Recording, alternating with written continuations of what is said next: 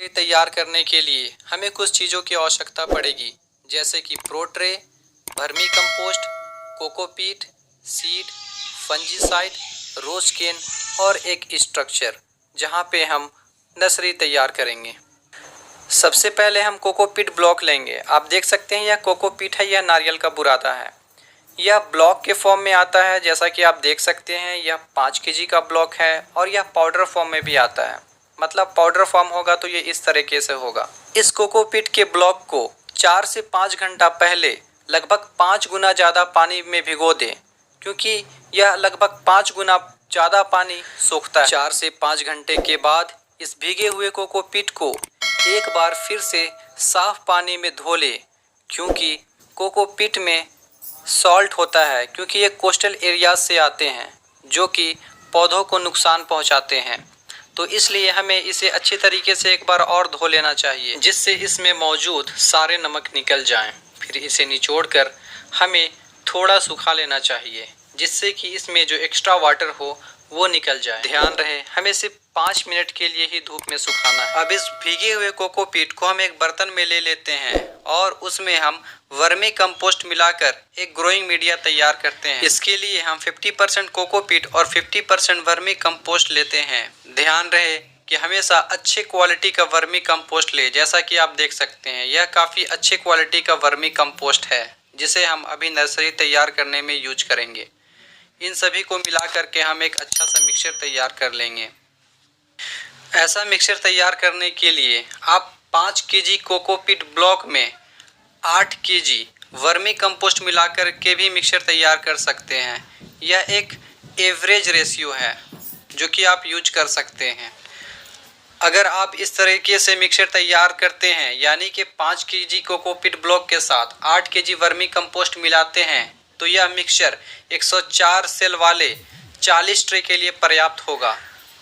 Growing media तैयार हो जाने पर आप इसे प्रो ट्रे में इस प्रकार से भर लें, अच्छी तरीके से भर लें और इसके बाद हम लोग इसमें बीज बोएंगे। आप एक एक करके भी प्रो ट्रे में ऐसे भर सकते हैं, या फिर आप इस मेथड से भी प्रो ट्रे में ग्रोइंग मिक्सचर भर सकते हैं। आप अपने सहूलत के मुताबिक जो भी तरीका सही लगे वो तरीका आप अपनाएं। सेल्स में ग्रोइंग मीडिया अच्छे से भरें।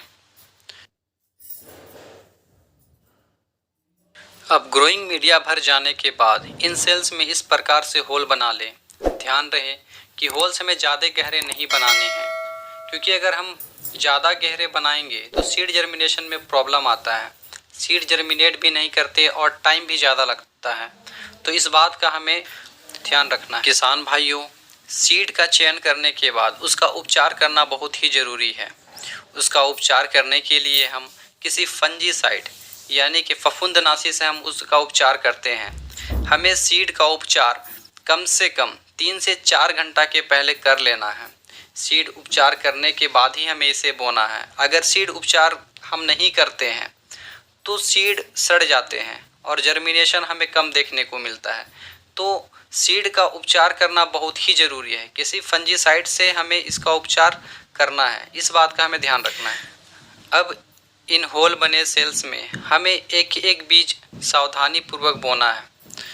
अगर किसी में 2 बीज भी चला जाता है तो कोई हर्ज की बात नहीं है, मगर सभी सेल्स में हम एक एक बीज ही बोएंगे, क्योंकि एक एक बीज बोने से एक एक पौधा तैयार होता है हर सेल्स में, और पौधे के बीच में न्यूट्रिएंट्स के लिए कोई कंपटीशन नहीं होता है, जिससे पौधे काफ़ी अच्छे तैयार होते हैं। यह प्रो ट्रे की एक खासियत है कि इसमें कोई कंपटीशन नहीं होता है और पौधे काफ़ी हेल्दी तैयार होते हैं। तो हमें ये प्रोसेस कर लेना है, सभी होल्स में एक एक बीज डालना है। उसके बाद हमें इसे कवर कर लेना है।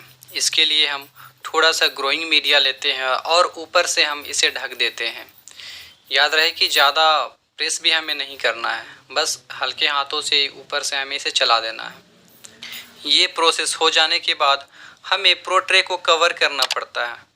इसके लिए हम प्लास्टिक की शीट लेते हैं और उसमें 10-10 प्रो ट्रे का बंडल तैयार कर लेते हैं। हम इस प्रकार से प्रो ट्रे को एक के ऊपर एक रख लेते हैं। ध्यान रहे, हमें बीज बोने के बाद इसमें किसी प्रकार की कोई सिंचाई नहीं करना है। हमें इस प्रकार से बंडल बना करके रूम के अंदर में अंधेरे में रख देना है। ऐसा करना इसलिए ज़रूरी होता है क्योंकि सीड जर्मिनेशन के लिए हमें डार्क पीरियड देना होता है, यानी अंधेरा देना होता है। और प्लास्टिक में कवर करने का फ़ायदा ये है कि जो ग्रोइंग मीडिया में मॉइस्चर होता है वो नमी बनी हुई रहती है और अंधेरा भी प्रोवाइड करता है। तो प्लास्टिक से कवर करने का ये फ़ायदा है और टेम्परेचर भी अच्छा मेंटेन रहता है जिससे जर्मिनेशन जल्दी होता है।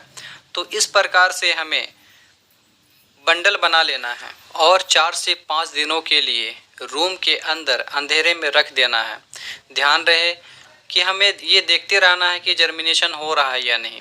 जैसे हमें दिखे कि जर्मिनेशन हो रहा है, ये टमाटर की नर्सरी है जिसे हमने 5 दिन पहले बोया था। अब देख रहे हैं कि बहुत सारा ट्रे सूख भी गया है। तो अब हम इस पे पहला सिंचाई अभी करना है। इससे पहले हमने कोई सिंचाई नहीं किया था। पहला सिंचाई हमें अब करना है। इसे निकालने के बाद हमें ही उपयोग करना है। जैसा कि आप देख रहे हैं, ये रोज़ कैन से हम इस पे सिंचाई कर रहे हैं। इससे काफ़ी सुविधा होती है सिंचाई करने में और समय भी कम लगता है। एक बात का ध्यान देना है कि हमें डेली सिंचाई करना है।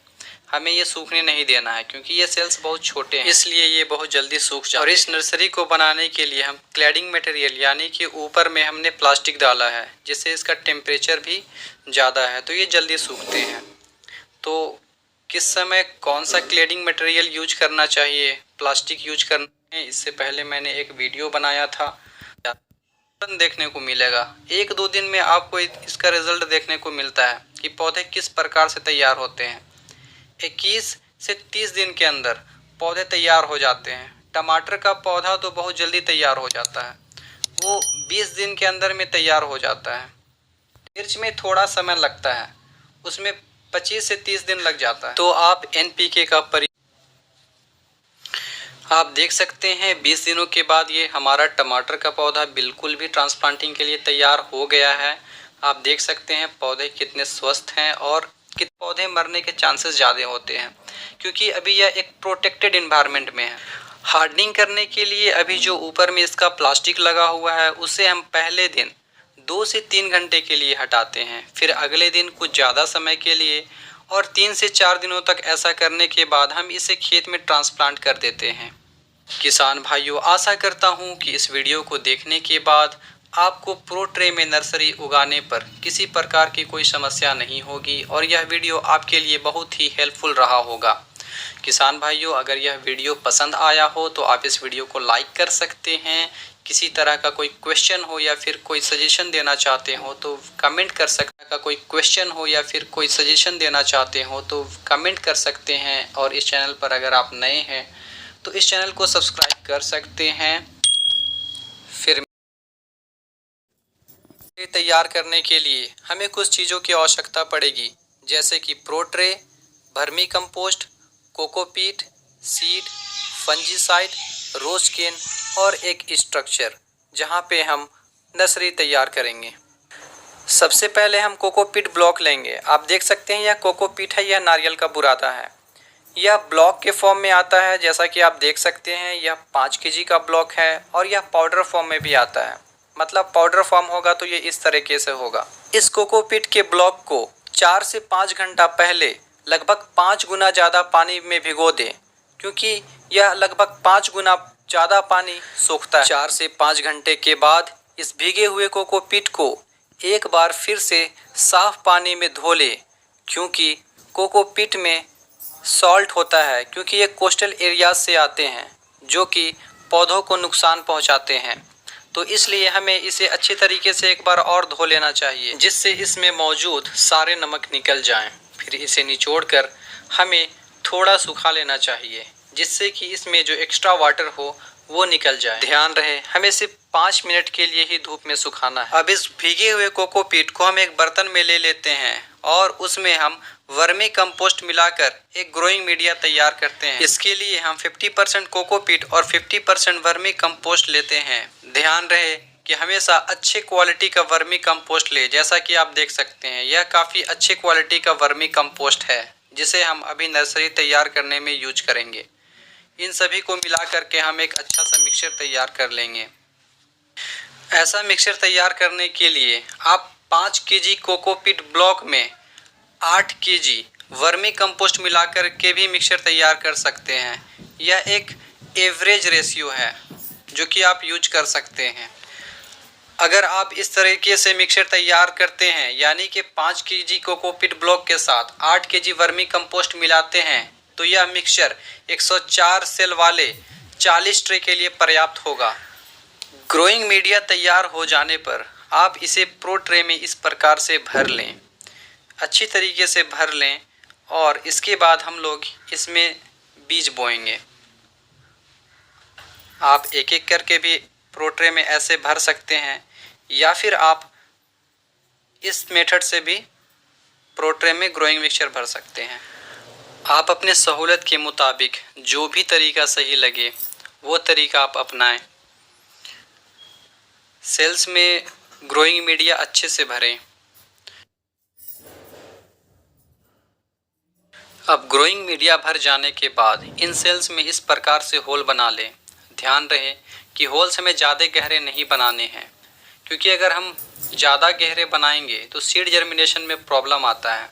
सीड जर्मिनेट भी नहीं करते और टाइम भी ज़्यादा लगता है, तो इस बात का हमें ध्यान रखना है। किसान भाइयों, सीड का चयन करने के बाद उसका उपचार करना बहुत ही ज़रूरी है।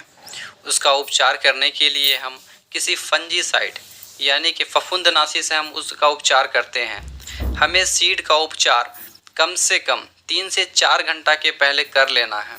सीड उपचार करने के बाद ही हमें इसे बोना है। अगर सीड उपचार हम नहीं करते हैं तो सीड सड़ जाते हैं और जर्मिनेशन हमें कम देखने को मिलता है। तो सीड का उपचार करना बहुत ही ज़रूरी है। किसी फंजीसाइड से हमें इसका उपचार करना है, इस बात का हमें ध्यान रखना है। अब इन होल बने सेल्स में हमें एक एक बीज सावधानी पूर्वक बोना है। अगर किसी में 2 बीज भी चला जाता है तो कोई हर्ज की बात नहीं है, मगर सभी सेल्स में हम एक एक बीज ही बोएंगे, क्योंकि एक एक बीज बोने से एक एक पौधा तैयार होता है हर सेल्स में, और पौधे के बीच में न्यूट्रिएंट्स के लिए कोई कंपटीशन नहीं होता है, जिससे पौधे काफ़ी अच्छे तैयार होते हैं। यह प्रो ट्रे की एक खासियत है कि इसमें कोई कंपटीशन नहीं होता है और पौधे काफ़ी हेल्दी तैयार होते हैं।